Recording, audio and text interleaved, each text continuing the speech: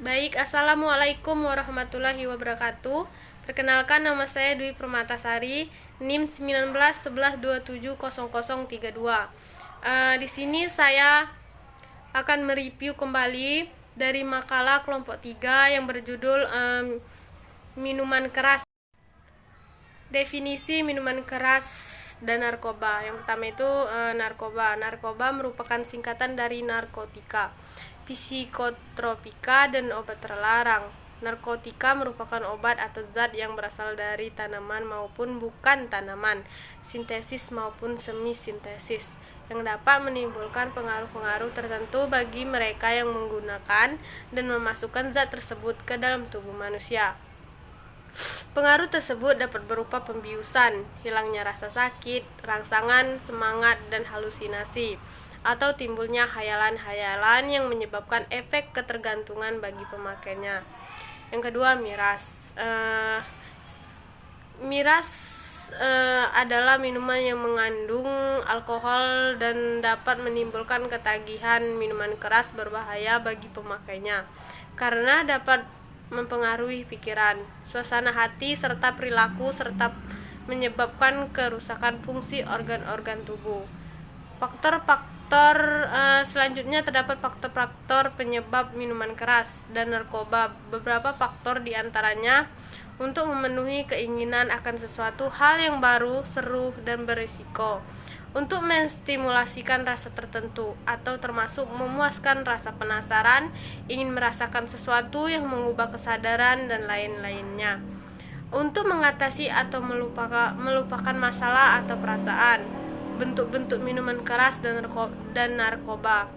Narkotika banyak sekali macamnya, ada yang berbentuk cair, padat, serbuk, daun-daun, dan lain sebagainya. Di bawah ini diuraikan sedikit mengenai macam-macam narkotika. Yang pertama itu opioid, kokain, ganja atau cannabis atau cimeng. Terdapat juga bentuk-bentuk minuman beralkohol. Yang pertama itu anggur, bir, bourbon, brandy, brugal, caipirinha, Chianti, dan lain sebagainya. Angka kasus minuman keras dan narkoba. Kepala Badan Narkotika Nasional atau BNN, Komjen Pol Anang Iskandar, mengingatkan kembali bahwa narkoba dan status Indonesia dalam darurat narkoba. Anang menyebutkan sekitar 50 orang meninggal setiap hari karena penyalahgunaan narkotika dan obat terlarang itu. Data BNN mencatat sekitar 4,2 juta warga Indonesia menggunakan narkoba pada pertengahan 2014, dan lembaga ini menargetkan bisa merehabilitasi sekitar 100.000 pengguna narkoba di tahun ini. Sekitar 50 orang meninggal setiap hari karena narkoba, dan kerugian ekonomi maupun sosial mencapai 63 triliun per tahun, ujar Anang dalam jumpa pers bersama Menteri Komunikasi dan Informatika Rudiantara di kantor pusat Kemenkominfo Jakarta. Terdapat juga dampak narkoba dalam mengonsumsi minuman keras di masyarakat. Narkoba sebagai zat yang sangat diperlukan untuk pengobatan dalam pelayanan kesehatan seringkali disalahgunakan tidak sesuai dengan standar pengobatan, dan jika disertai peredaran narkoba secara gelap akan menimbulkan akibat yang sangat merugikan perorangan ataupun masyarakat, khususnya generasi muda. Bahkan dapat menimbulkan bahaya yang sangat besar bagi kehidupan dan nilai-nilai budaya bangsa, yang pada akhirnya akan melemahkan ketahanan nasional. Narkoba dengan umumnya dapat diperoleh, bahkan sudah dapat diracik sendiri, yang sulit dideteksi. Terdapat juga dampak penyalahgunaan narkoba terhadap lingkungan sosial,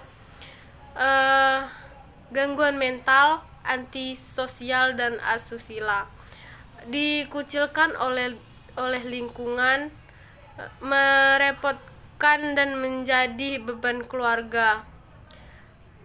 Pendidikan menjadi terganggu, masa depan suram. Terdapat upaya mengatasi narkoba atau minuman keras. Jangan pernah berpikir untuk mencoba atau pikiran bahwa aku hanya mencoba dan gampang untuk berhenti. Adalah pikiran yang berbahaya dan salah untuk persoalan narkoba.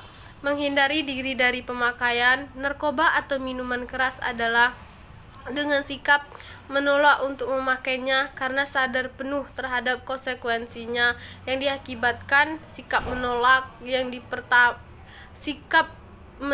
yang pertama adalah menjauhkan diri dari mereka yang memakai. Apabila Anda merasa akan sulit untuk bisa menolak tawaran, sikap menolak yang lain adalah tidak mau ikut-ikutan menikmati barang itu, meskipun sehari-hari tetap bergaul biasa dengan mereka. Hanya saja tidak usah sungkan-sungkan untuk menyatakan tidak jika ditawari untuk ikut memakainya. Mungkin hanya itulah yang dapat saya sampaikan. Saya akhiri, wabillahi taufiq wal hidayah. Wassalamualaikum warahmatullahi wabarakatuh.